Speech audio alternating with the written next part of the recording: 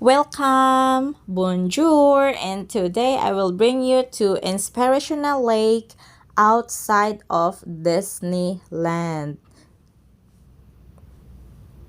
A very beautiful and nice lake. So you need to turn left and then you can see the red trees. Red flowers fall down on the road. And we need to walk for around 30 minutes to reach the lake. And okay lang ng 30 minutes kay as you can see, the road is very nice and very clean. And it's very refreshing and relaxing while galakaw. And you can see Mickey is everywhere. Sa ilang sa tawagan ng coral. Sa ilang coral is Mickey ang design. So you need to go down to the tunnel, a very short tunnel, but you need to be careful with the stairs kay galumot-lumot na siya. So you need to be careful because it's very slippery. Basin og mahagbong ka diha.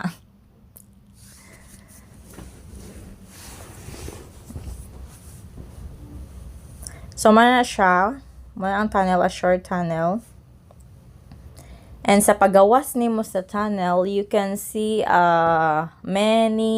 you can see a mini forest.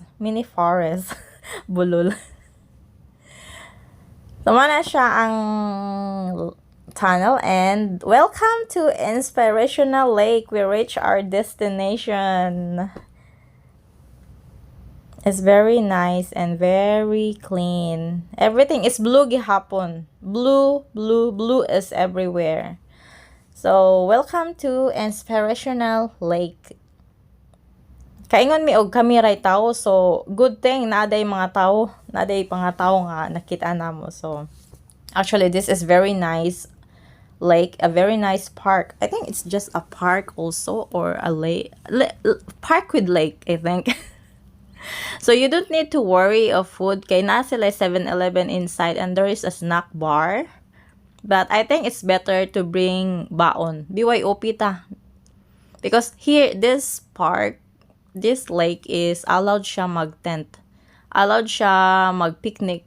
You can enjoy, bring your kids here for picnic and then you can build a tent.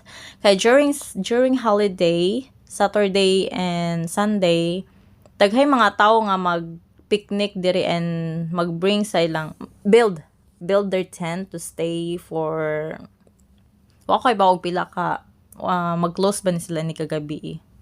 So as you can see, ang mga birds kay dili mahadlok og tao. Dili sila mahadlok kay because of your food. That time I eat bread and they want my bread, but actually it's not allowed to feed animals, so just let them nga mudol nimo. And as you can see, the lake is very calm. Way bawd. Ay dili na siya dagat nga naay balod. It's a man-made lake. Actually, this is a man-made lake. Dili na siya natural nga lake. Dili ka magmahay ug mag-walking ka diri because it's very calm and relaxing and it's very clean, but avoid with the mosquito. You need to bring your off lotion to avoid vampire bite. So mao na ang lake.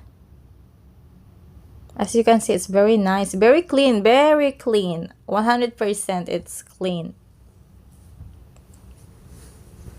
And you can, pwede siya mag-boating dire but you need to pay. And I will show you their toilet, it also is very clean. It's color blue. Hi.